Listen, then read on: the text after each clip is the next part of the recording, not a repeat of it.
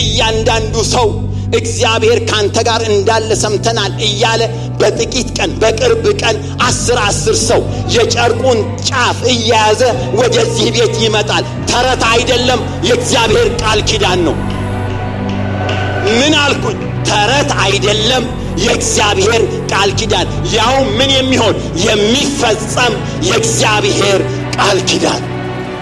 ጎረቤቶቻችን የጠሉን የናቁን አሁን አውቀናል፣ አሁን ሰምተናል፣ እግዚአብሔር ከናንተ ጋር እንዳለ ተረድተናል እያሉ 10 ሰዎች የአንዲቷን እህት የአንዱን ወንድም የአንዱን ወጣት ጨርቅ ይዘው ወደዚህ ይመጣሉ። ይሄ የማይቀር ቃል ኪዳን ነው።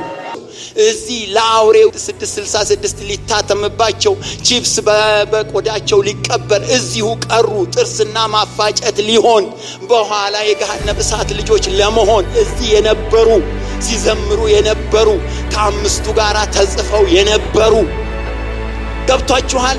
እኛ የምንፈራው ወደፊት የእግዚአብሔር ቃል ኪዳን ይፈጸማል። እኔ የምፈራው ነገር ምንድነው?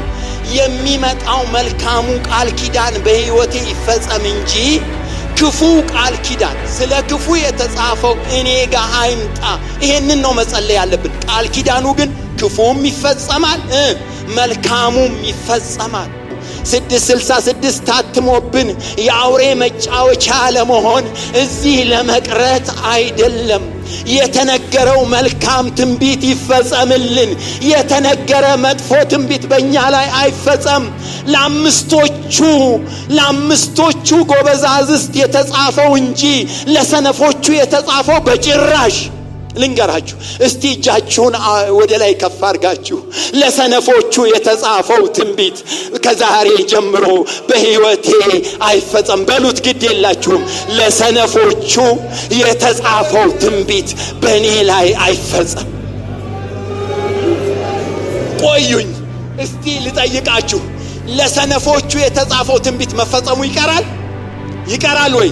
አይቀርም። ለጎበዞቹስ ለመልካሞቹስ የተጻፈው ይቀራል? አይቀርም። ስለዚህ መጸለይ ያለብን አምላኬ፣ ዛሬ እኮ ኢየሱስ እዚህ ቤት አለ፣ ምህረቱ አለ፣ የቀራንዮ ደም አለ።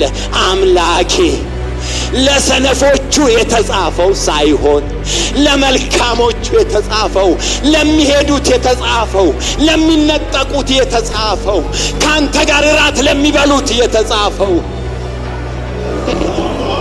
ይሄ ነው ዛሬ መጸለይ ያለበት እዚህ ቤት። በጣም መጸለይ ያለበት ክፉ ትንቢት ሳይሆን መልካሙ ትንቢት በኔ ላይ ይፈጸም ነው ዛሬ መጸለይ ያለበት። ዛሬ ቀሚሳችሁንም ወይ ሹራባችሁንም አውልቃችሁ ቢሆን የተከናነባችሁትንም ጥላችሁ ቢሆን ትቢያ ነስንሳችሁም ቢሆን ብላችሁም ቢሆን ዛሬ መጸለይ ያለበት ለሚሄዱት የተጻፈው እንጂ ለሚቀሩት የተጻፈው በሕይወቴ አይፈጸም። ለሚቀሩት የተጻፈው በሕይወቴ አይፈጸም። መዘምራን ዘምረው ለሚቀሩት የተጻፈው ሳይሆን ዘምረው ለሚሄዱት፣ ሰባኪዎች ሰብከው ለሚሄዱት የተጻፈው እንጂ ሰብከው ለሚቀሩት የተጻፈው በሕይወታችን እንዳይፈጸም ዛሬ እባካችሁ በደንብ ልባችን ይነሳ። እንሂድ ከተባለ እንሂድ፣ እንጽደቅ ከተባለ እንጽደቅ። ሁለቱም ይፈጸማል። እኔ እንደዚህ የሚያስጮኸኝ ነገሩ ስለሚፈጸም ነው። ለሰነፎቹም የተጻፈው ይፈጸማል፣ ለጎበዞቹም የተጻፈው ይፈጸማል፣ ለሚሄዱት የተጻፈውም ይፈጸማል፣ ለሚቀሩት የተጻፈውም ይፈጸማል። ለሚቀሩት የተጻፈውም ይፈጸማል በቅርብ ቀን፣ ለሚሄዱት የተጻፈውን በቅርብ ቀን ይፈጸማል። አትጠራጠሩ፣ እግዚአብሔር የሚናገረው የሚፈጽመውን ነው። አትጠራጠሩ፣ እግዚአብሔር የሚናገረው የሚፈጽመውን ነው።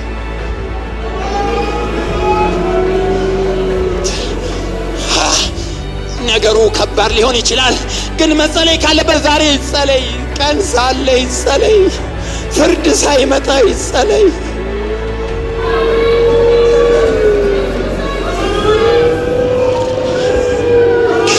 ፍርድ ሳይመጣ ይጸለይ፣ ሳንቀር ይጸለይ፣ የአውሬው መጫወቻ ሳንሆን ይጸለይ፣ አጋንንት ሳይወስደን ይጸለይ። ይጸለይ ዛሬ፣ ይጮህ፣ ይጸለይ ዛሬ፣ ይጸለይ ዛሬ። እኔ እዚህ ቤት የመጣሁት ለመዳን ነው። ኢየሱስ አልቅር በሉ። እጃችሁን ወደ ላይ ያዙና ወደ ላይ አንሱና ተመልከተኛ። አልቅር፣ አልቅር በሉት። እኔ ይሄ ነገር ስለሚሰማኝ በራሴ በኩል እንደ ሸክም ስለሚከብደኝ ሌላውም ሰው ቢሰማው ጥሩ ነው እላለሁ። ይሄ የመጨረሻው ዘመን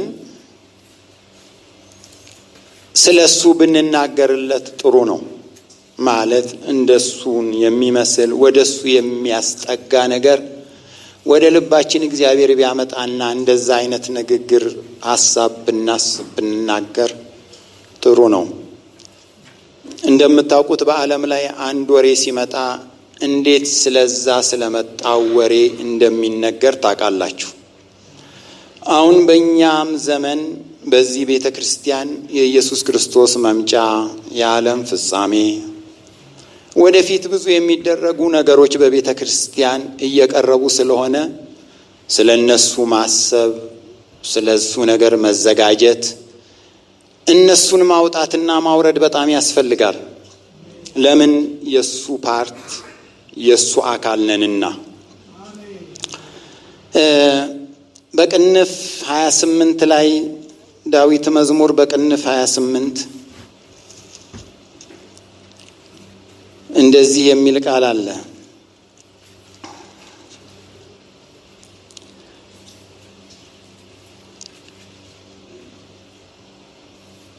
በቅንፍ 28 ቁጥር 5 ላይ እግዚአብሔር ከጽዮን ይባርክህ፣ በሕይወትህ ዘመን ሁሉ የኢየሩሳሌምን መልካምነቷን ታያለህ፣ የልጆችህን ልጆች ታያለህ፣ በእስራኤል ላይ ሰላም ይሁን። በሕይወትህ ዘመን ሁሉ የኢየሩሳሌምን መልካምነቷን ታያለህ ይላል። ኤርምያስ 33 ቁጥር 14 ላይ ከ10 ጀምሬ አነባለሁኝ። እግዚአብሔር እንዲህ ይላል፣ እናንተ ያለ ሰውና ያለ እንስሳ ባድማ ናት በምትሏት በዚህ ስፍራ የሚቀመጥባቸው በሌላ ያለ ሰውና ያለ እንስሳ ባድማ በሆኑ በይሁዳ ከተሞችና በኢየሩሳሌም አደባባይ የሐሴት ድምፅና የደስታ ድምፅ፣ የወንድ ሙሽራ ድምፅና የሴት ሙሽራ ድምፅ፣ እግዚአብሔር ቸር ነውና ምሕረቱ ለዘላለም ነውና የሰራዊት ጌታ እግዚአብሔርን አመስግኑ የሚሉ ድምፅ፣ ወደ እግዚአብሔርም ቤት የምስጋና መስዋዕት የሚያመጡ ድምፅ እንደገና ይሰማል። ይሄ የኢየሩሳሌምን መልካምነቷን ታያለህ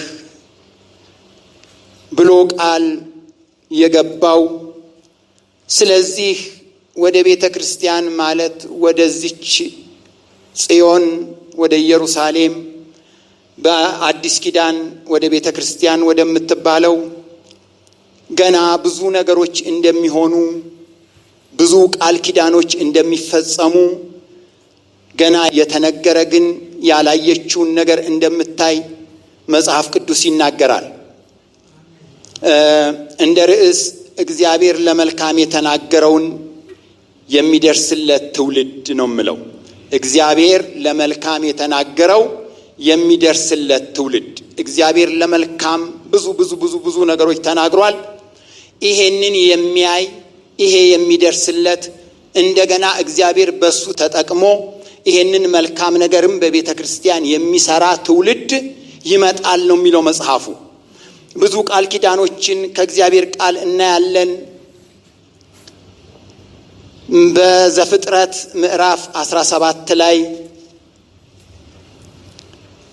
እንደዚህ የሚል ቃል በእግዚአብሔር ቃል ኪዳን ላይ እግዚአብሔር ስለተናገረው ወደፊት ስለሚሆነው መልካምነት እኛ ስለምናየው እኛ ወደፊት ስለምናገኘው ነገር እግዚአብሔር የሚናገረው ነገር የሚፈጸም የተናገረው ነገር አለ። ምዕራፍ 17 ቁጥር 1 ጀምሮ አብርሃምም የ99 ዓመት ሰው በሆነ ጊዜ እግዚአብሔር ለአብርሃም ተገለጠለትና እኔ ኤልሻዳይ ነኝ፣ በፊቴ ተመላለስ፣ ፍጹም ሁን፣ ቃል ኪዳኔም በእኔና በአንተ መካከል አደርጋለሁ፣ እጅግም አበዛሃለሁ። አብርሃምም በግንባሩ ወደቀ። እግዚአብሔርም እንዲህ ብሎ ተናገረው፣ እነሆ ቃል ኪዳኔ ከአንተ ጋራ ነው፣ ለብዙ አሕዛብ አባት ትሆናለህ። ከዛሬ ጀምሮ እንግዲህ ስምህ አብርሃም ተብሎ አይጠራም፣ ነገር ግን ስምህ አብርሃም ይሆናል። ለብዙ አሕዛብ አባት አድርጌሃለሁና እጅግ አበዛሃለሁ፣ ሕዝብ አደርግሃለሁ፣ ነገሥታት ካንተ ይወጣሉ። ቃል ኪዳኔም በእኔና በአንተ መካከል ካንተም በኋላ ከዘርህ ጋራ በትውልዳቸው ለዘላለም ኪዳን አቆማለሁ፣ ላንተና ካንተ በኋላ ለዘርህ አምላክ ሆን ዘንድ በእንግድነት የምትኖርባትን ምድር የከነዓንን ምድር ሁሉ ለዘላለም ግዛት ይሆን ዘንድ ለአንተና ካንተ በኋላ ለዘርህ እሰጣለሁ፣ አምላክም እሆናቸዋለሁ። እዚህ ጋር የሚናገረውን ላንተና ካንተ በኋላ ለዘርህ፣ ይህንን አሁን ማንም ሰው ተነስቶ የኔ ነው እኔን ይመለከታል ሊል አይችልም። ማንን ነው የሚመለከተው? ካንተ በኋላ ለዘርህ ሲል የአብርሃም ዘር ማን ነው? ማንን ነው የሚመለከተው? መጽሐፍ ቅዱስ ያየ ያገላበጠ ሁሉ ለአብርሃም የተነገረ የተስፋ ቃል አሜን እያለ እልል ቢል ሊሆንለት አይችልም። መጀመሪያ ምን መሆን አለበት? ይሄ በረከት እንዲያገኘው የአብርሃም ዘር መሆን አለበት። ይሄ ቃል ኪዳን የተጻፈው ለማን ነው? ለአብርሃምና ከአብርሃም በኋላ ለዘሩ። ተመስገን በመሃል ተመስገን በሉ፣ እግዚአብሔር ደስ እንዲለው እና ታዲያ ዘሩ ማን ነው ቢባል በገላትያ ምዕራፍ 3 ቁጥር 27 ላይ የተጠመቃችሁ ሁሉ ክርስቶስን ለብሳችኋልና ባሪያ ጨዋ፣ አይሁዳዊ፣ ወንድም ሴትም የለም፣ እናንተ እንኪያስ የክርስቶስ ከሆናችሁ እንደ ተስፋው ቃል የአብርሃም ዘር ወራሾች ናችሁ አለ። አንድ ሰው በኢየሱስ ክርስቶስ ስም ተጠምቆ ክርስቶስን ሲለብስ አብርሃም በግርዘት ቃል ኪዳን ልጅ ተብሎ እንደተጠራ ይሄኛው ደግሞ በጥምቀት ቃል ኪዳን ልጅ ይሆንና የአብርሃም ዘር ይባላል። ስለዚህ እግዚአብሔር ድሮ ካንተ በኋላ ለዘርህ ብሎ የተናገረው ቃል ይሄንን ትውልድ ይመለከተዋል ማለት ነው። የረገጥካትን ምድር በጠቅላላ ላንተ ካንተ በኋላ ለዘርህ እሰጣለሁኝ ሲል እዚህ ጋር ዘሩ መደሰት አለበት፣ ወይም ዘሩ ይሄን ቃል ኪዳን መጠበቅ አለበት። የአብርሃም ዘር እዚህ በኢሳይያስ ምዕራፍ 63 ላይ ይሄ ኢሳይያስ ስለ አሕዛብ እኛን አይቶ ቤተክርስቲያን አዲስ ኪዳን ላይ የምትሆነዋን ቤተክርስቲያን አይቶ ምን ይላል? አብርሃም ባያውቀን እስራኤል ባይገነዘበን አቤቱ አንተ አባታችን ነህ፣ ስምህም ለዘላለም መታመኛችን ነው ይላል። ይሄንን የተናገረው ማን ነው? ኢሳይያስ ድሮ እቺ ቤተክርስቲያን ወይም ይሄ የአሕዛብ ወገን ከአሕዛብ ወገን አምልጦ በጌታ በኢየሱስ ክርስቶስ ስም ተጠምቆ የአብርሃም ዘር እንደሚሆን ገና ከዛሬ ስንት መቶ ዓመት በፊት አይቶ አብርሃም ባያውቀን እስራኤል ባይገነዘበን አንተ ግን አቤቱ አባታችን ነህ ብሎ ይሄ ትውልድ ምድርን እንደሚወርስ ኢሳይያስ እየቋመጠ አየው። ይችን ቤተክርስቲያን ድሮ አያት ኢሳይያስ። ተመስገን። ስለዚህ ይሄ ዝም ብሎ በመላ የሚኖር ወይም እንደ ማንኛውም የሃይማኖት ድርጅት እየተሰባሰበ የሚኖር ሳይሆን እግዚአብሔር ለአብርሃም ከሱ በኋላ ለዘሩ የገባውን ተስፋ የሚጠብቅ ነገ አለኝ የሚል ሀብት አለኝ፣ ውርስ አለኝ፣ ገንዘብ አለኝ፣ የረገጥኩትን ምድር አገኛለሁ ብሎ በተስፋ የሚኖር ትውልድ ነው ይሄ። የመላምት አይደለም። እኔ አሁን የኛን ነገር ለምንድነው ከፍ ለማድረግ አይደለም እያወራው ያለሁት። ምኑን ነው? ቃል ኪዳኑን ነው። ተመስገን። እኔ የሚገርመኝ ነገር እግዚአብሔር እንዲህ የሚለው ነገር አለ። አብርሃምን ሲያገኝ እኔ ኤልሻዳይ ነኝ በፊቴ ተመላለስ ይላል። ይስሐቅን ሲያገኝ እኔ አባትህ የአብርሃም አምላክ ነኝ ይላል። ያዕቆብን ሲያገኝ እኔ አባትህ የአብርሃም የይስሐቅ አምላክ ነኝ ይላል። ሙሴን ሲያገኝ እኔ አባትህ የአብርሃም የይስሐቅ ያዕቆብ አምላክ ነኝ ይላል። ምን ይጠቅማቸዋል? እኔ አባትህ የአብርሃም አምላክ ነኝ መባል ለነዚህ ሰዎች ምን ይጠቅማቸዋል? ያዕቆብ ድንጋይ ተንተርሶ መከራውን ሲያይ እዚህ ድንጋይ ደረቅ ድንጋይ እከክ በእከክ ሲያረገው አበልሃለሁ አጠጣሃለሁ እንደማለት ስማ ይለውና እኔ እኮ የአባትህ የአብርሃም የይስሐቅ አምላክ ነኝ ይለዋል። ምንድነው ይሄ ሞራሉ? ምን ይሰራል? ምን መሰላችሁ? ያንተን ጉዳይ ከአብርሃም ጋር ተነጋግሬ ጨርሻለሁ ማለት እኮ ነው። በቃ ምን ትለምነኛለህ? ምን ተስፋ ትቆርጣለህ? ምን አሁን ስለተንተራስከው ድንጋይ ታወራለህ? አሁን ስላለው አፕን ዳውን ለምን ይሄ ከፍታውን ዝቅታውን ታወራለህ? እኔ እኮ አብርሃምን ቁጭ አርጌ ስላንተ ጉዳይ ተፈራርመን ጨርሰናል። ለዚህ ነው ገብቷችኋል? አንድን ሰው ሲያገኝ እግዚአብሔር ምን ይላል መሰለኝ? እኔ እኮ የአባቴ አብርሃም አምላክ ነኝ ናቃበል አይዞ ይለዋል። ለምን መሰላችሁ? ስለሱ ጉዳይ እግዚአብሔር ከማን ጋር ጨርሷል? ከአብርሃም ጋር ጨርሷል። የዚች የቤተ ክርስቲያን ጉዳይ ዛሬ የሚነገርላት አይደለም። ድሮ እግዚአብሔር ከአብርሃም ጋር ጨርሷል። አሁን እዚህ ጋር ማንንም እንትን ለማድረግ አይደለም። ሃሌሉያ እንድትሉ ስትዘምሩ በጣም በመንፈስ እንድትነቃነቁ አይደለም። ክብሩንና ሀብታችንን ማወቅ ግን አለብን። ክብራችንንና ሀብታችንን በእጃችን ያለውን ነገር ግን ማወቅ አለብን። በመላ መኖር የለብንም። ወጣቶች፣ አባቶች፣ እናቶች በመላ መኖር የለብንም። የተቋጠረ ገንዘብ ያላት፣ ውርስ ያላት፣ የተነገረላት ነገ የምታገኘው ሀብት ያላት እምነት ነው ያለንበት። ተመስገን ተመስገን። አሁንም እንደገና ስለ ቃል ኪዳን አወራለሁ። ለምን መሰላችሁ? የማይፈጸም የእግዚአብሔር ቃል ኪዳን የለም። ችግሩ ምን መሰላችሁ? እኛን እንደዚህ የሚያደርገን ከቃል ኪዳኑ በፊት ነገሮች ይመጣሉ። አለ አይደለም? ከቃል ኪዳኑ በፊት ነገሮች ይመጣሉ። እግዚአብሔር ከነዓንን አስገባችኋለሁ ወተትና ማር ትበላላችሁ ይልና ከቃል ኪዳኑ በፊት ግን እነ ኤርትራ ባህርን ያስገባቸዋል።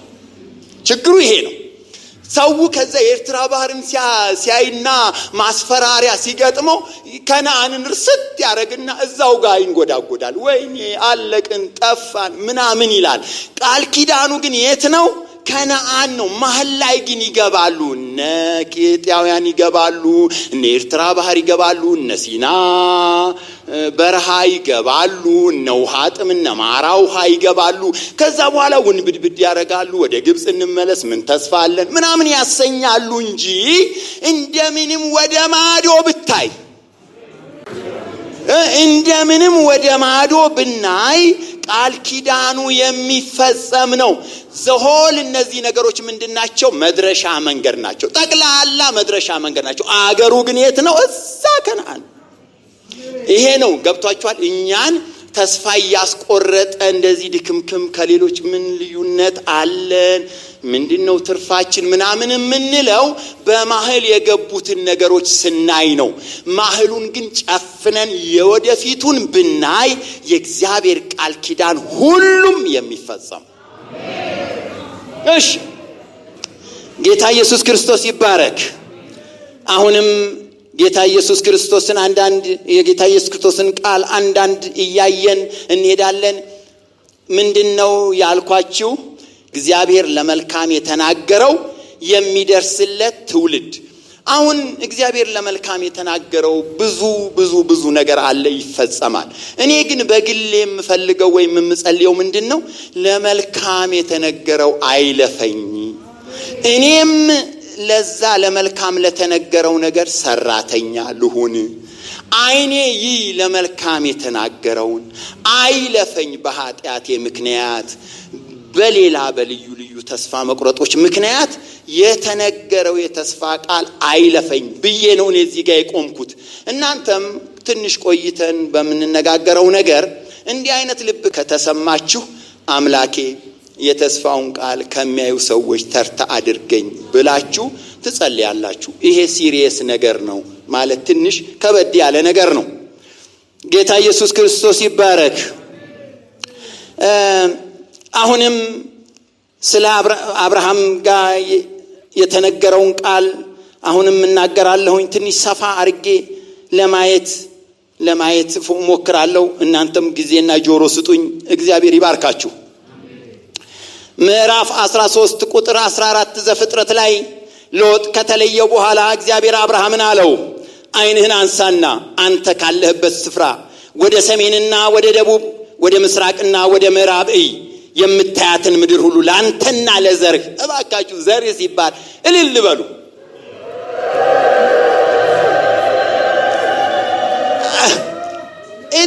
በዓለም ራሱ እኮ በጣም በዓለም ላይ ራሱ እኮ ልጆች ተደላድለው የሚቀመጡት አባታቸው ትርፍ ቤት፣ ትርፍ መኪና፣ ትርፍ ቦታ ምናምን ሲኖረው ተደላድለው ነው የሚቀመጡት።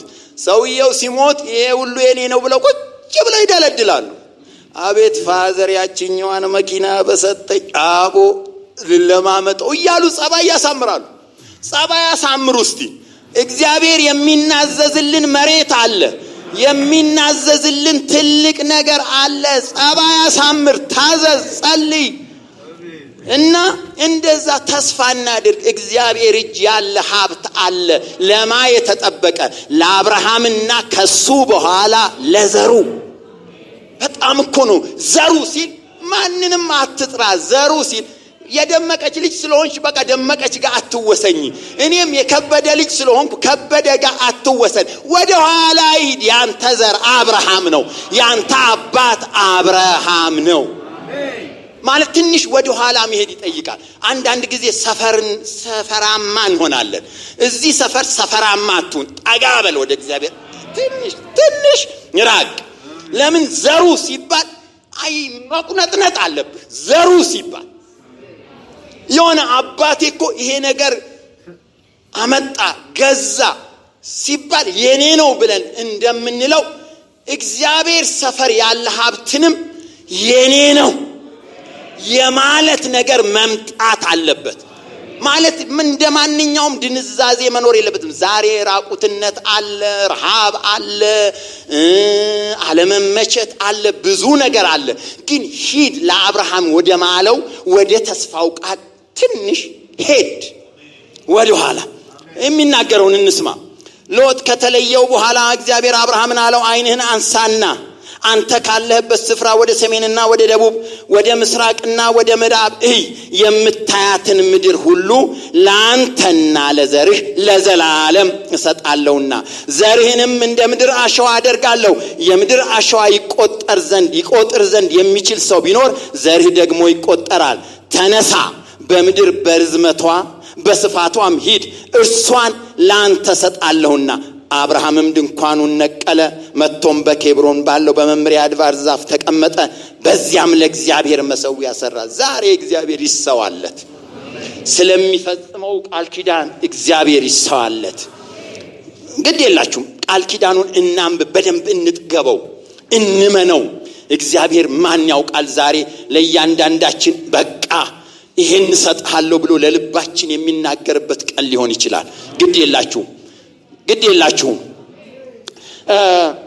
ትንቢተ ኢሳይያስ ምዕራፍ 60 ቁጥር 1 ላይ ብዙ ጥቅሶችን ነው ማነበው። ትንቢተ ኢሳይያስ ምዕራፍ 60 ቁጥር 1 ላይ ብርሃንሽ ወጥቷልና የእግዚአብሔርም ክብር መጥቶልሻልና ተነሺ አብሪ። እነሆ ጨለማ ምድርን ድቅድቅ ጨለማ አሕዛብን ይሸፍናል።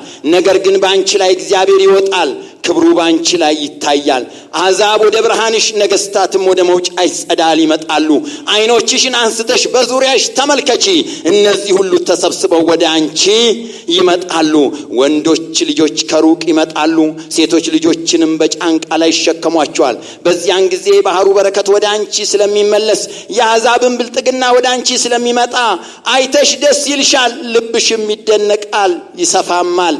የግመሎች ብዛት የሚዲያምና የጌፌር ግመሎች ይሸፍኑሻል። ሁሉ ከሳባ ይመጣሉ፣ ወርቅንና ዕጣንን ያመጣሉ፣ የእግዚአብሔርንም ምስጋና ያወራሉ። የቄዳር መንጎች ሁሉ ወደ አንቺ ይሰበሰባሉ። የነባዮት አውራ በጎች ያገለግሉሻል። እኔን ደስ ሊያሰኙ በመሠዊያዬ ላይ ይወጣሉ። የክብሬን ቤት አከብራለሁ። እርግቦች ወደ ቤታቸው እንደሚበሩ እነዚህ እንደ ደመና የሚበሩ እነማን ናቸው? እርሱ አክብሮሻልና ለአምላክሽ ለእግዚአብሔር ስምና ለእስራኤል ቅዱስ ልጆችሽ ከሩቅ ከእነርሱም ጋር ብራቸውንና ወርቃቸውን ያመጡ ዘንድ ደሴቶች የተርሴስ መርከቦች አስቀድመው ይጠባበቁኛል። በቁጣዬ ቀስፌ በፍቅሬ ምሬሻለሁና ምጽአተኞች ቅጥርሽን ይሰራሉ። ነገሥታቶቻቸው ያገለግሉሻል፣ በሮችሽም ሁልጊዜ ይከፈታሉ። ሰዎች የአሕዛብ ብልጥግና የተማረኩትም ነገሥታቶቻቸውን ወደ አንቺ ያመጡ ዘንድ ሌሊትና ቀን አይዘጉም። ለአንቺ የማይገዛ ሕዝብና መንግሥት ይጠፋል። እነዚያ አሕዛብ ፈጽመው ይጠፋሉ። የመቅደሴን ስፍራ ያስጌጡ ዘንድ የሊባኖስ ክብር የጥዱና የአስታውባር ስነት ወደ አንቺ ይመጣሉ። የእግሬን ስፍራ አከብራለሁ። የአስጨናቂዎችሽንም ልጆች አንገታቸውን ደፍተው ወደ አንቺ ይመጣሉ። የናቁሽ ሁሉ ወደ እግርሽ ጫማ ይሰግዳሉ። የእግዚአብሔር ከተማ የእስራኤል ቅዱስ የሆንሽ ጽዮን ይሉሻል። እኔ ተመስገን ብያለሁ። እኔ ተመስገን ብያለሁ። በደንብ ተመስገን እላለሁ። የእግዚአብሔር ቃል ኪዳን ይፈጸማል። አሳየኝ እለዋለሁ ጌታ ኢየሱስን። ይሄንን የተናገርከውን ቃል ኪዳን አሳየኝ። ተባረክ ኢየሱስ። እንደገና አሁንም አነባለሁኝ። ዘካርያስ ላይ ያለውን አነባለሁ። ምዕራፍ 8 ላይ እግዚአብሔር ይሄን ቃል ኪዳን ሲነበብ ልጆቼ ቃል ኪዳኔን አውቀዋል ብሎ እንደሚደሰት በጣም ደስ ይገባኛል። በመንፈሴ እንደዛ አስባለሁኝ። እግዚአብሔር ቃል ኪዳኑን ስናውቅለት፣ ለኛ ያለውን ነገር ስንረዳለት እግዚአብሔር ደስ ይለዋል።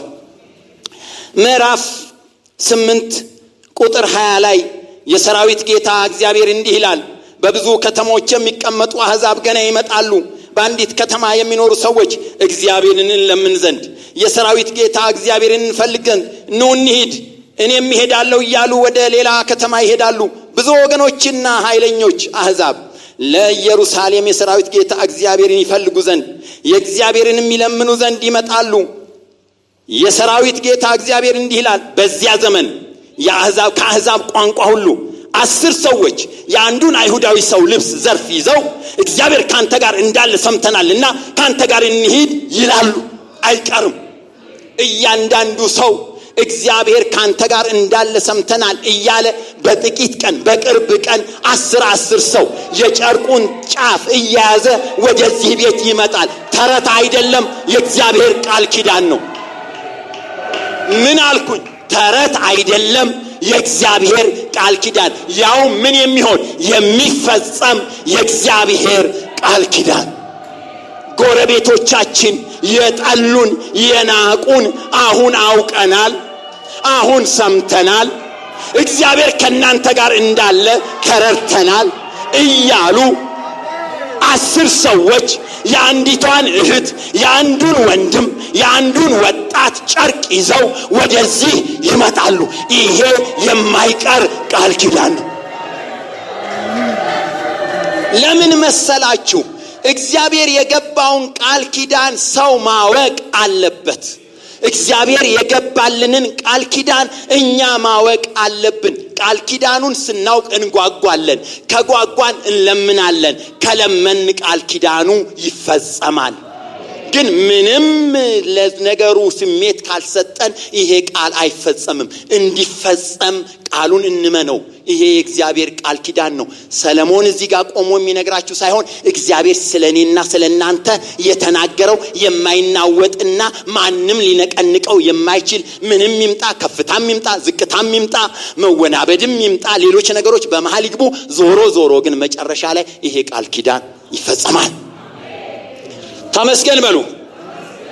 ጌታ ኢየሱስ ክርስቶስ ይባረክ። አሁን ይሄ ሁሉ ቃል ኪዳን እንደዚህ ሆኖ እያለ ዛሬ መለመን ያለብን ነገር ምንድነው ብትሉኝ፣ ይሄ ቃል ኪዳን አንደኛ በኔ ዘመን፣ በኔ አይን፣ በኔ ህይወት ይፈጸም፣ እኔም ልየው ብለን መጸለይ፣ እንደገና ደግሞ በኔም እጅ ይፈጸም። እግዚአብሔር ቃል ኪዳኑን ሲፈጽም በራሱ አይደለም ወርዶ የሚፈጽመው፣ በሰው እጅ ነው የሚፈጽመው። ከምትፈጽምባቸው ሰዎች አንዱ እኔን አድርግ፣ በእጄ ተአምርህ ይሰራ፣ በእጄ በአፌ ተአምርህ ይነገር፣ በህይወቴ ተአምራትህ ይታይ ብለን አንደኛ ለማየት፣ ሁለተኛ በህይወታችንና በእጃችን ላይ የእግዚአብሔር ቃል ኪዳን፣ ይሄ የተነገረው ቃል ኪዳን እንዲፈጸም ማድረግ። ምክንያቱም እግዚአብሔር ቃል ኪዳኑን ሲናገር የፈጸመው በሌላ ሳይሆን በሰዎች ላይ ነው። ከሚፈጸምላቸውና በላያቸው ላይ ከሚፈጸምላቸውና አስፈጻሚ ከሆኑ ሰዎች አንዱ አድርገኝ ብሎ መጸለይ ዛሬ ወሳኝ ነገር ነው። ይሄ በቅርቡ የሚፈጸም ነው። ግን ችግሩ እኔ ያለሁበት ወይ? ምን አልኩኝ? እኔ ያለሁበት ወይ? ይሄ ነው የሚያሰጋኝ። እኔ አሁን ቃል ኪዳኑን አነብና አምላኬ እኔንስ ታስገባኛለህ ወይ? ይሄን ቃል ኪዳን ከሚመለከቱትና ከሚሰሩት ውስጥ እኔንም ታስገባኛለህ ወይ ነው ዋናው ችግሬ። ቃል ኪዳኑ ግን እንደሚፈጸም ምንም ጥርጥር የለም። ተባረክ። ስለዚህ ጉዳይ ስለሚያሰጋኝ ነገር ኤርምያስ 29 ላይ ያለውን ልናገር። ስለሚያሰጋኝ ነገር ጌታ ኢየሱስ ክርስቶስ ያዳመጣችሁ ስላለ በጣም አመሰግናለሁ። ጌታ ኢየሱስ ክርስቶስ ይባረክ። ስለሚያሰጋኝ ነገር ኤርምያስ 29 ላይ ቁጥር 30 ላይ ያለውን በጣም ዛሬ ግን እግዚአብሔር ቃል ኪዳኑን እንዲፈጽም እና እኔም የዚህን መልካምነቱን ተመልካች እንደሆን እርዳኝ የሚል መረር ያለ ጸሎት የእግዚአብሔር ሰዎች በእኛም ላይ እንዲፈጸም፣ በህዝቡም ላይ እንዲፈጸም፣ የእግዚአብሔር ሰዎች ትልልቅ የእግዚአብሔር ሰዎች ከፊት ያላችሁና በጣም መረር ያለ ጸሎት ብንጸልይ፣ ይሄ በቅርቡ መልካምነቱም የሚፈጸምበት ጊዜ ስለደረሰ ትንሽ መረር ያለ ጸሎት ብንጸልይ በጣም እለምናችኋለሁ። ምዕራፍ 29 ኤርምያስ ቁጥር 30 ላይ እንደዚህ የሚል ቃል አለ። ጌታ ኢየሱስ ክርስቶስ ስምህ ይባረክ። የእግዚአብሔር ቃል ወደ ኤርምያስ እንዲህ ሲል መጣ። እግዚአብሔር ስለ ኔሄላማዊው ስለ ሸማያ እንዲህ ይላል ብለህ ወደ ምርኮኞች ሁሉ ላክ። እኔ ሳልከው ሸማያ ትንቢት ተናግሮላችኋልና በሐሰት እንድትታመኑ አድርጓችኋልና፣ ስለዚህ እግዚአብሔር እንዲህ ይላል፣ እነሆ ኔሄላዊውን ሸማያንና ዘሩን እቀጣለሁ፣ እኔም የማደርግላቸውን መልካም ነገር የሚያይ ሰው በመካከላቸው አይኖርላቸውም አለ። ይሄ ነው የሚያሰጋኝ። እግዚአብሔር የሚያደርገው መልካም ነገር አለ። ሸማያ የሚባለውን ሰውዬ እግዚአብሔርን ሲያሳዝን ምን አለ እግዚአብሔር? እኔ በዚህ ምድር ላይ መልካም ነገር አደርጋለሁ፣ ለዚህ ሕዝብ መልካም ነገር አደርጋለሁ። ሸማያ ግን ስላሳዘነኝ፣ ሐሰተኛ ነብይ ስለሆነብኝ፣ በኃጢአቱ ስላስቸገረኝ፣ ስላስጨነቀኝ እኔ የማመጣውን መልካም ነገር እሱና ዘሩ አያዩም አለ። እኔ አሁን እግዚአብሔር በቅርቡ መልካም ነገር ያደርጋል ብለን ስንነጋገር ብለን ስናምን እኔ የምፈልገው በእኔ በኩል መልካም ነገር ስታደርግ እኔም ልይ ዘሬ መልካምነትን ከሚያዩ ሰዎች አንዱ አድርገኝ የሚል ጸሎት ነው መጸለይ ያለበት። መጽሐፍ ቅዱስ ላይ እግዚአብሔር ስለ ክፉ የተናገረው የደረሰባቸው ሰዎች አሉ፣ ስለ መልካም የተናገረውም የደረሰላቸው ሰዎች አሉ። እኔ ዛሬ እግዚአብሔርን አምላኬ ብዬ የምጮኸው ለመልካም የተናገርከው ይድረስብኝ እንጂ ለክፉ የተናገርከው አይድረስብኝ ለማለት ነው። ምክንያቱም ክፉም ይፈጸማል በዚሁ ቤት፣ መልካሙም በዚሁ ቤት ይፈጸማል። ተባረክ። እስቲ እዚህ ማቴዎስ ወንጌል ምዕራፍ 25 ላይ ያለውን እዚህ ላይ ነው መታገል ያለብን ወንድሞች። እዚህ ጋር ነው በጣም መሞት ያለብን፣ መንደባለል ያለብን፣ አምላኬ እርዳኝ ማለት ያለብን። ማቴዎስ ወንጌል ምዕራፍ 25 ቁጥር 1 ላይ በዚያን ጊዜ መንግሥተ ሰማያት፣ በደንብ ስሙ፣ ይሄ የሚፈጸም በዚህ ቤት የሚፈጸም ታሪክ ነው። በእኛ እጅ በእኛ አይን የሚታይ በቅርብ የሚፈጸም ታሪክ ነው።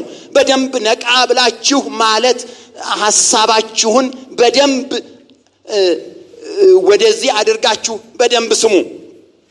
በዚያን ጊዜ መንግሥተ ሰማይ መብራታቸውን ይዘው ወደ ሙሽራውን ሊቀበሉ የመጡ 10 ቆነጃጅትን ትመስላለች። 10ሩም ቆነጃጅት በቤተ ክርስቲያን ያሉ ናቸው። ከእነርሱም 5ቱ ሰነፎች 5ቱ ልባሞች ነበሩ። ሰነፎቹ መብራታቸውን ይዘው ከእርሱ ጋር ዘይት አልያዙምና፣ ልባሞቹ ግን ከመብራታቸው ጋር በማሰሯቸው ዘይት ያዙ። ሙሽራው በዘገየ ጊዜ ሁሉ እንቅልፍ አላቸውና ተኙ። እኩለ ሌሊት ሲሆን እነሆ ሙሽራው ይመጣል፣ ትቀበሉ ዘንድ ውጡ የሚል ውካታ ሆነ። በዚያን ጊዜ እነዚያ ቆነጃጅት ሁሉ ተነሱና መብራታቸውን አዘጋጁ። ሰነፎቹም ልባሞቹን መብራታችን ሊጠፋብን ነው፣ ከዘይታችሁ ስጡን አሏቸው። ልባሞቹ ግን መልሰው ምናልባት ለእኛና ለእናንተ ባይበቃስ ይልቁስ ወደሚሸጡት ሄዳችሁ ለራሳችሁ ግዙ አሏቸው። ሊገዙም በሄዱ ጊዜ ሙሽራው መጣ። ተዘጋጅተው የነበሩትም ከእርሱ ጋር ወደ ሰርጉ ገቡ። ደጁም ተዘጋ። በኋላ ደግሞ የቀሩት ቆነጃጁት መጡና ጌታ ሆይ ክፈትልን አሉት። እርሱ ግን መልሶ እውነት እላችኋለሁ አላውቃችሁም አለ። ቀኒቱንና ሰዓቱን አታውቁምና እንግዲህ ንቁ። ተባረክ። እዚህ ጋር ሙሽራው የመጣው ለ10ሩም ቆነጃጅት ነበረ። ሙሽራው የመጣው 10ሩም ቆነጃጅት በቤተ ክርስቲያን በዚሁ ያሉ ናቸው። ቆነጃጅት ብሏቸዋል መጽሐፉ። ሙሽራው የሚመጣው ለነዚህ ለ10ሩ ቆነጃጅት ነው። ሙሽራው መጣ። ሲመጣ 5ቱ ልባሞች ናቸው። መቅረዛቸው ዘይት የሞላ፣ መብራታቸው የበራ፣ ሁሌ የሚጾሙ የሚጸልዩ፣ በተጠንቀቅ አምላካቸውን ሙሽራውን የሚጠብቁ፣ ሁሌ በልሳን የሚናገሩ፣ በቅድስና የሚመላለሱ፣ በአገልግሎት የሚተጉ፣ ነጥብን ከን የሌለባቸው፣ አምላካችን ይመጣል ብለው በርበሩን የሚያዩ ነበሩ። 5ቱ ደግሞ ሰነፎች ያው የተጠመቁ ናቸው። ያው ሙሽራነን ባዮች ናቸው። ግን መንፈሳቸው የደረቀ፣ መንበርከክ የማይችሉ፣ አገልግሎት ውስጥ የሌሉ፣ በልሳናቸው ወድቆ በሌላ በብዙ ሐሳብ ተተብትበው ከእግዚአብሔር ፍቅር ርቀው እንዲሁ በመላ ብቻ እንዲሁ ለቁጥር ማሟያ ብቻ እዚህ የሚቀመጡ ስለነበሩ ሙሽራው በመጣ ጊዜ ወደ ሰማይ የሚነጠቁበት መንፈስ ከነሱ አልነበረም። መብራታቸው ያለቀ የደረቁ እንጨቶች ነበሩ። በኋላ ሲመጣ መብራት እሱ በመጣ ጊዜ ለመጸለይ ሞከሩ፣ መንፈሳዊ ለመሆን ሞከሩ፣ መንፈስ ቅዱስም ለመፈለግ ሞከሩ። ኦሬዲ ቀኑ ያለቀ ስለነበረ ሙሽራው መጣ፣ በሩ ተዘጋ። 5ቱን ቆነጃጅቶች ይዞ ሲሄድ 5ቱ ቀሩ። ወንድሞች፣ እግዚአብሔር ሙሽራው ኢየሱስ ክርስቶስ ሙሽራ ሆኖ ወደዚህ ይመጣል፣ ቤተክርስቲያንን ይወስዳል። ሊፈጸም ያለ በጣም በቅርብ ሊፈጸም ያለ ትንቢት ነው። ግን እዚህ ጋር 10ሩ ነበሩ። 10ሩ ተጠርተው ነበረ። 5ቱ ብቻ መልካሙ ነገር ሲያዩ፣ መልካሙን ነገር ሲያገኙ፣ መልካሙን ነገር አግኝተው ከአምላካቸው ጋር ወደ ሰማይ ሲነጠቁ፣ 5ቱ ግን እዚሁ ጋር ቀሩ። መልካምነቱን ማየት አቃታቸው። እዚህ ለአውሬው 666 ሊታተምባቸው፣ ቺፕስ በቆዳቸው ሊቀበር እዚሁ ቀሩ። ጥርስና ማፋጨት ሊሆን፣ በኋላ የገሃነም እሳት ልጆች ለመሆን እዚህ የነበሩ ሲዘምሩ የነበሩ፣ ከ5ቱ ጋር ተጽፈው የነበሩ። ገብቷችኋል? እኛ የምንፈራው ወደፊት የእግዚአብሔር ቃል ኪዳን ይፈጸማል። እኔ የምፈራው ነገር ምንድነው? የሚመጣው መልካሙ ቃል ኪዳን በህይወቴ ይፈጸም እንጂ ክፉ ቃል ኪዳን፣ ስለ ክፉ የተጻፈው እኔ ጋር አይምጣ። ይሄንን ነው መጸለይ ያለብን። ቃል ኪዳኑ ግን ክፉም ይፈጸማል፣ መልካሙም ይፈጸማል። በጣም የሚገርማችሁ እዚህ ምዕራፍ 13 ላይ እኔ እግዚአብሔር ከረዳኝ ወንድሞቼ፣ አጃቢ መሆን አልፈልግም ለዚህ ለቤተ ክርስቲያን። በቃ አጃቢ ለመሆን አልፈልግም። ማለት ኢየሱስ እስኪመጣ አጃቢ አሟሟቂ መሆን አልፈልግም። እግዚአብሔር ከረዳኝ መንግስተ ሰማይ መግባት ነው። እኔ የምትፈልጉ ይሁን የማትፈልጉ ይሁን እኔ አላቅም፣ ግን አጃቢ መሆን አልፈልግም። 5ቱ ሰነፎች ለ5ቱ አጃቢ ነው የሆኑት። አጃቢ መሆን አያስፈልግም። ጌታ ኢየሱስ ክርስቶስ ይባረክ። ይሄንን ነው እንግዲህ ዛሬ እንድናይና እግዚአብሔር እንዲረዳን እንድንጸልይና ዛሬ እርር ብለን ለክፉ የተጻፈው ሳይሆን ለመልካም የተጻፈው በህይወታችን እንዲፈጸም በጣም በቃ እኔ በደንብ በትህትና ነው ለራሴ የምጸልየው። በጣም እግዚአብሔርን እፈልጋለሁ በዚህ ጉዳይ። ልቤ በዚህ ጉዳይ በጣም ስለተነካ ነው ይሄንን ነገር የምናገረው። በጣም በቃ እኔ እዚህ ቤት የመጣሁት ትዳር ለመያዝ ብዬ አይደለም፣ ወንጌላዊ ሆናለሁ ብዬ አይደለም። ወንጌላዊ ሆንኩት በኋላ እግዚአብሔር ጠርቶ ወይም ፈቃዱን ገልጦ ነው እንጂ እኔ ዋናው ጉዳይ የመጣሁት ልጠመቅ ያልኩት ክርስቶስን ለብሼ መንግስተ ሰማይ ለመግባት። ምናልባት እናንተ እዚህ ያላችሁት መዘምራን ለመሆን መጣችሁ ከሆነ እኔ አላቅም፣ ግን እኔ ግን የመጣሁት እውነቱን ልንገራችሁ እኔ ሰባኪ ሆናለሁ ብዬ አንድ ቀን አስቤ አላቅም። እንደውም ሰባኪነትን በጣም ነበር ምፈራው፣ ግን እግዚአብሔር ብሎ እንደምንም አድርጎ ወደዚህ ያመጣኝ እንጂ ዋናው እግዚአብሔር የሚስማ እዚህ ቤት የመጣሁት ነፍሴን ለማዳን፣ ዋናው ጉዳይ የሞተልኝን ኢየሱስን ለማየት፣ መንግስተ ሰማይ ለመግባት፣ ከመላእክቱ ጋር በሰማይ ለዘላለም ለመኖር፣ ያችን የተነገረላትን የተስፋ ቃል ኢየሱስ በእጁ የሰራትን መንግስተ ሰማይ ለማየት ነው የመጣሁት። እዚህ እግዚአብሔር የባረካችሁ የእናቶች ኃላፊዎች፣ የወጣቶች ኃላፊዎች፣ የቤተ ክርስቲያን ኃላፊዎች አላችሁ። በእርግጠኝነት በእናንተም አፎኜ ብናገር እናንተም ኃላፊ ሆናለሁ ብላችሁ አይደለም የመጣችሁት። በእርግጠኝነት እናንተም ነፍሳችንን እናድናለን ብላችሁ ነው የመጣችሁት። እግዚአብሔር የጥሪ ጉዳይ አመጣና በኋላ ይሄንን አሁን ያገኘነውን ነገር አመጣልን እንጂ እኛ ዋናው የመጣነው ጉዳይ ነፍሳችንን ለማዳን ነው። ከገሃነም እሳት ለመውጣት ነው። 666 ታትሞብን የአውሬ መጫወቻ ለመሆን እዚህ ለመቅረት አይደለም። የተነገረው መልካም ትንቢት ይፈጸምልን። የተነገረ መጥፎ ትንቢት በእኛ ላይ አይፈጸም። ለአምስቶቹ ጎበዛዝት የተጻፈው እንጂ ለሰነፎቹ የተጻፈው በጭራሽ። ልንገራችሁ እስቲ እጃችሁን ወደ ላይ ከፍ አድርጋችሁ ለሰነፎቹ የተጻፈው ትንቢት ከዛሬ ጀምሮ በህይወቴ አይፈጸም በሉት። ግድ የላችሁም። ለሰነፎቹ የተጻፈው ትንቢት በእኔ ላይ አይፈጸም። ቆዩኝ እስቲ ልጠይቃችሁ፣ ለሰነፎቹ የተጻፈው ትንቢት መፈጸሙ ይቀራል ወይ? አይቀርም። ለጎበዞቹስ ለመልካሞቹስ የተጻፈው ይቀራል? አይቀርም። ስለዚህ መጸለይ ያለብን አምላኬ፣ ዛሬ እኮ ኢየሱስ እዚህ ቤት አለ፣ ምህረቱ አለ፣ የቀራንዮ ደም አለ። አምላኬ ለሰነፎቹ የተጻፈው ሳይሆን ለመልካሞቹ የተጻፈው፣ ለሚሄዱት የተጻፈው፣ ለሚነጠቁት የተጻፈው፣ ካንተ ጋር እራት ለሚበሉት የተጻፈው ይሄ ነው ዛሬ መጸለይ ያለበት እዚህ ቤት። በጣም መጸለይ ያለበት ክፉ ትንቢት ሳይሆን መልካሙ ትንቢት በኔ ላይ ይፈጸም ነው ዛሬ መጸለይ ያለበት። ዛሬ ቀሚሳችሁንም ሹራባችሁንም አውልቃችሁ ቢሆን፣ የተከናነባችሁትንም ጥላችሁ ቢሆን፣ ትቢያ ነስንሳችሁም ቢሆን፣ ብላችሁም ቢሆን ዛሬ መጸለይ ያለበት ለሚሄዱት የተጻፈው እንጂ ለሚቀሩት የተጻፈው በሕይወቴ አይፈጸም። ለሚቀሩት የተጻፈው በሕይወቴ አይፈጸም። መዘምራን ዘምረው ለሚቀሩት የተጻፈው ሳይሆን ዘምረው ለሚሄዱት፣ ሰባኪዎች ሰብከው ለሚሄዱት የተጻፈው እንጂ ሰብከው ለሚቀሩት የተጻፈው በሕይወታችን እንዳይፈጸም ዛሬ እባካችሁ በደንብ ልባችን ይነሳ። እንሂድ ከተባለ እንሂድ፣ እንጽደቅ ከተባለ እንጽደቅ። ሁለቱም ይፈጸማል። እኔ እንደዚህ የሚያስጮኸኝ ነገሩ ስለሚፈጸም ነው። ለሰነፎቹም የተጻፈው ይፈጸማል፣ ለጎበዞቹም የተጻፈው ይፈጸማል፣ ለሚሄዱት የተጻፈውም ይፈጸማል፣ ለሚቀሩት የተጻፈውም ይፈጸማል፣ ለሚቀሩት የተጻፈውም ይፈጸማል በቅርብ ቀን፣ ለሚሄዱት የተጻፈውን በቅርብ ቀን ይፈጸማል። አትጠራጠሩ፣ እግዚአብሔር የሚናገረው የሚፈጽመውን ነው።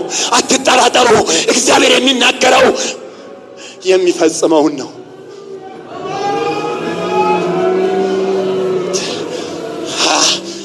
ነገሩ ከባድ ሊሆን ይችላል፣ ግን መጸለይ ካለበት ዛሬ ይጸለይ። ቀን ሳለ ይጸለይ፣ ፍርድ ሳይመጣ ይጸለይ።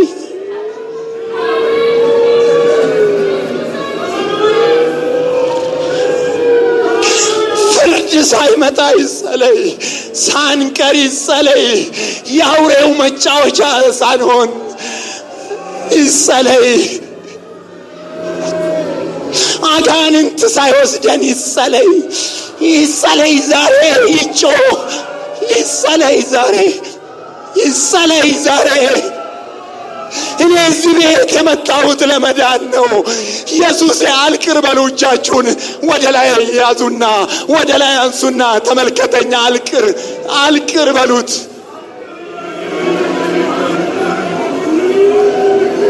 እንዲህ ይላል መጽሐፍ ቅዱስ፣ ይሄ መንፈስ እንዳይጠፋ ዛሬ እስከ መጨረሻው ድረስ ይሄ መንፈስ ዛሬ እንዳይጠፋ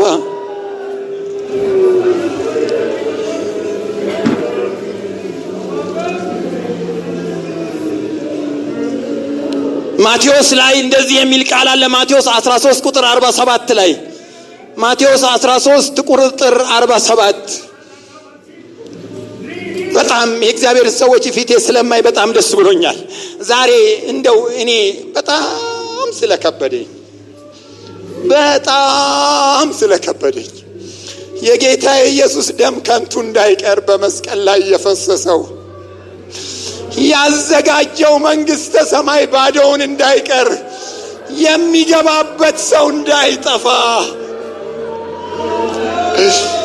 የሚገባበት ሰው እንዳይጠፋ ልጆቹ ምድር እንዳይቀሩ አጋንንት በልቷቸው እንዳይቀር ክፉ ትንቢት እንዳይፈጸምባቸው ልጆቹ ደሙን ያፈሰሰላቸው በመስቀል የተወጋላቸው አምላክ ሆኖ ሰው የሆነላቸው ልጆቹ እዚህ እንዳይቀሩ ዛሬ ቢጸለይ የእግዚአብሔር ሰዎች ልባችሁ ቢነካ ለዚህ ሕዝብና